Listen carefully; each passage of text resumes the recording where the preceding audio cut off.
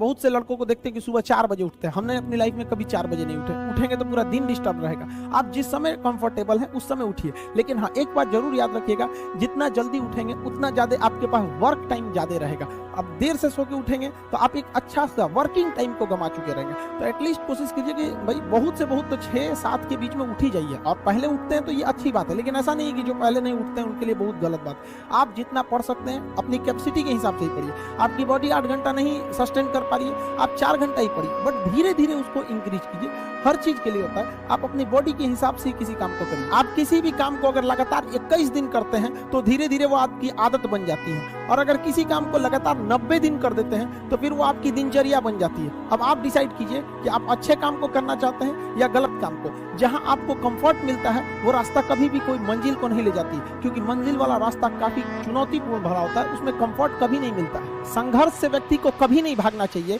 क्योंकि जीवन में जो कभी संघर्ष से परिचित नहीं हुआ, इतिहास गवाह है, वो कभी चर्चित नहीं हुआ। और जिंदगी हो या व्हाट्सएप, लोग हमेशा स्टेटस ही देखते हैं। जीवन में संघर्ष का आना बहुत जरूरी है, क्योंकि फूलों की हिफाजत कांटे ही करते हैं, माली तो बहुत बाद में आता है। और रिकॉर्ड वो तोड़ते हैं जिनके रगों में खून नहीं बल्कि लक्ष्य पाने के लिए जुनून दौड़ता हो। याद रखिएगा, जिस समय आपका किस्मत साथ न दे, समझ जाइएगा कि आपकी मेहनत आपका साथ देगी। किस्मत एक लिफ्ट की तरह होती है, कभी भी धोखा दे सकती है, लेकिन जो मेहनत होती है वो सीढ़ियों की तरह होती है। चढ़ने में तो थकान देगी, लेकिन कभी आपका साथ नहीं छोड़ेगी, आपको अपने मंजिल तक पहुंचाएगी। और बुलंदी पे चढ़ने के बाद आपको घमंड नहीं बल्कि एक सुकून मिलेगा कि मेहनत जरूर की है, लेकिन अपनी मंजिल तक जरूर पहुंचे। स्टूडेंट लाइफ की सबसे बड़ी खराबी किसी चीज को कल पे टाल देना। आज टीचर्स ने पढ़ाया, कल रिवाइज करेंगे, आज लिखे, कल इसको सॉल्व करेंगे।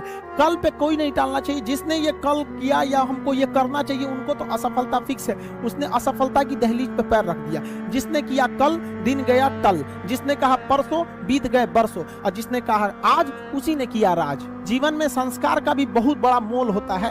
आप अपने विचारों से स्वतंत्र रहिए, लेकिन संस्कारों से बंधे रहिए। कभी भी अहंकार मत रखिए, क्योंकि आप कितनी भी बुलंदी पर क्यों न चले जाएं, लेकिन याद रखिएगा आसमान में बैठने की जगह नहीं होती है। जो भी बुलंदी पे जाएगा उसको एक ना एक दिन, आज नहीं तो कल, उसको वापस इस धरती पर आना है। इसलिए बुलंदी को देखकर बहुत जल्दी घमंड में नहीं आना चाहिए। और हमेशा याद रखिए, बड़े बुजुर्गों से मिलकर बैठना चाहिए, उनसे बातें करना चाहिए। बड़े नायाब होते हैं ये लोग, कुछ लम्हों में जिंदगी के तजुर्बे बता देते हैं। याद रखिएगा, समय, सम्मान और विश्वास, ये 3 ऐसी चीजें होती हैं जो एक बार अगर हाथ से चली गई तो फिर दोबारा लौट के कभी नहीं आती। जीवन में सबके प्रति दया का भाव रखना चाहिए। और सबसे बेशर्म चीज अगर कोई इस दुनिया में है तो वो गरीबी है।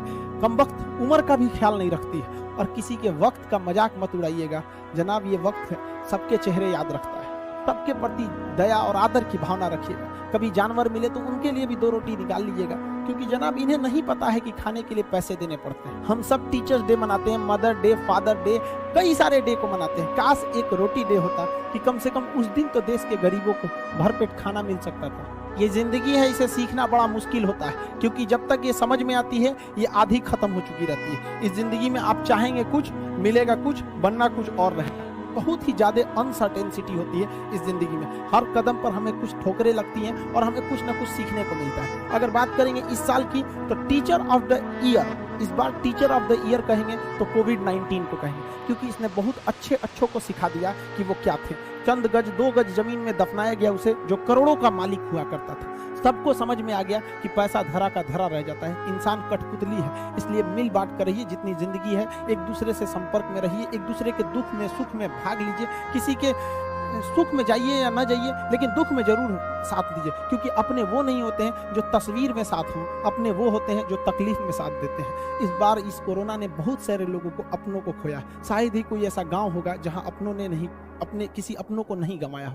तो उन सब की आत्मा को भगवान शांति दे, उनके परिवार के लोगों को यह हिम्मत दे कि वो इस दुख की घड़ी को निपट सकें, इससे जल्दी से बाहर आ सके। और जितने लोग हैं जो अभी कोरोना भी पूरी तरह से खत्म नहीं हुआ, वैक्सीनेशन को बहुत तेजी से करें ताकि ये जनजीवन पूरी तरह से अपनी पटरी पर आ पाए। देखिए, बहुत सारे लोगों का कहना है कि कोरोना ने उनका बिजनेस बर्बाद कर दिया, उनका आय का साधन बर्बाद कर दिया, परिवार उजाड़ दिया। हम इस बात को मानते हैं, लेकिन याद रखिएगा जिसके पास उठने के लिए कुछ नहीं होता है उसे हराना असंभव होता है। अब याद रखिए, अब आपको जिन्होंने बहुत ज्यादा संघर्ष देखा उन्हें हराना मुश्किल होता है, क्योंकि झूला अगर बहुत पीछे जाता है तो याद रखिएगा बहुत आगे का भी सफर करता है। इसलिए जिंदगी से संघर्ष से सीखना जाना चाहिए, भागना नहीं चाहिए। आप सब देश के किसी भी कोने में रहे, हमेशा एक दूसरे का साथ दे, अपने गुरु का हाथ पकड़ के चले, जीवन में किसी के पैर पकड़ने की जरूरत नहीं पड़ेगी। देश के सारे स्टूडेंट्स को मेरे दिल से ढेर सारी शुभकामनाएं, उन्हें जल्दी से जल्दी भगवान सफल करें और अपने माँ बाप का सपना लेकर वो जिस सपने को लेकर वो आगे बढ़े, जल्दी से जल्दी वो सपना पूरा करें